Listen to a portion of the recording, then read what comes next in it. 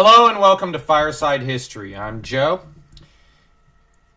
In the wake of Hittite inability to protect their territories during the reign of Seti I, Ramses determined to seize even more territory than his father had. Now, his father had reclaimed portions of Amurru and Kadesh, so Ramses decided he would advance with a large army, the largest ever assembled by Egypt, into those regions to take the cities.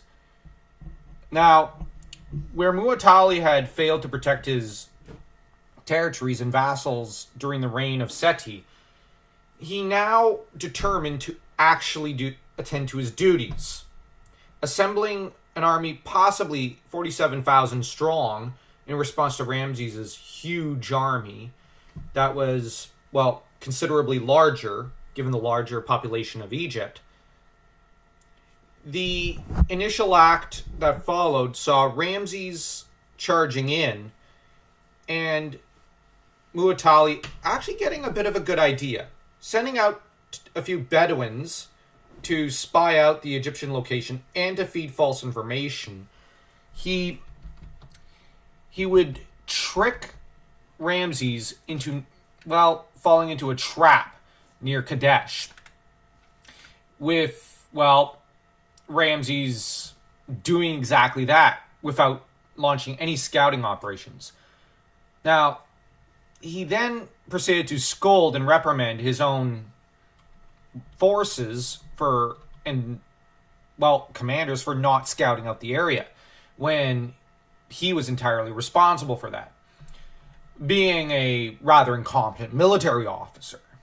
Now, this is not a surprise or a shock, considering Ramses' bombastic boasts, which do seem like overcompensation.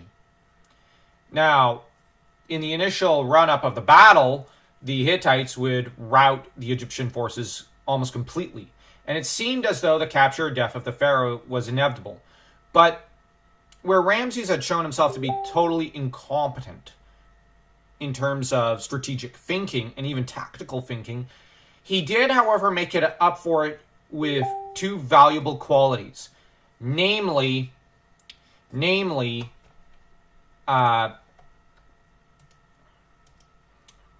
great deal of personal courage and charisma. Two qualities he never lacked.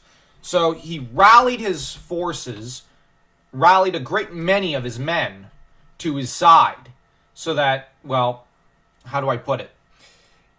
He turned the tide, so to speak. He rallied his men by galloping forward to face down the Hittites, maybe not quite alone, but almost. And his men, inspired by this, came racing forward to, reinforce their leader, their pharaoh, their king. And Muwatalli was so shocked that he was pushed back himself. Now, Ramses then proceeds to claim that the ruler of Hatti sent forth for him and did homage. But there's no truth to this.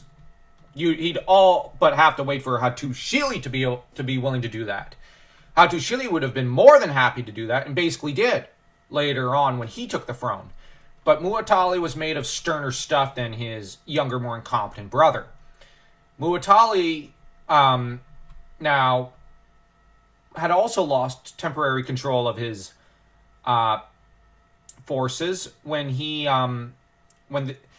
they ended up seeing some of the war booty and loot that the Egyptians had seized along the route to Kadesh, and a lot of the Hittites got greedy, charged forward. Those Hittites that charged forward were crushed by Ramses, and then Muwatalli, having realized just how much control he had lost over the area, over his men, had to rally them himself, and thus ended up, rallying them with great deal of personal courage, and was accompanied by his brother, Hattusili, and rallied them and pushed back the Egyptians now. So essentially the battle was almost a draw between the two, though the advantage seems to have lain with the Hittites.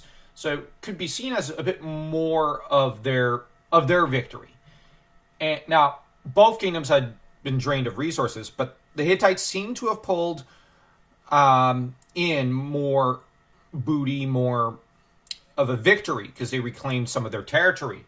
And, well, Ramses was sent packing off in embarrassment and humiliation to Egypt. But this wouldn't be the end of the story, as Muwatalli did not live to enjoy his victory. And he spent the last few years of his life basically going after his stepmother for, well, reasons that, well, are similar to that of his father going after Malnagal, but the difference is it would be Mershali III or Urhi-Teshub who went after her.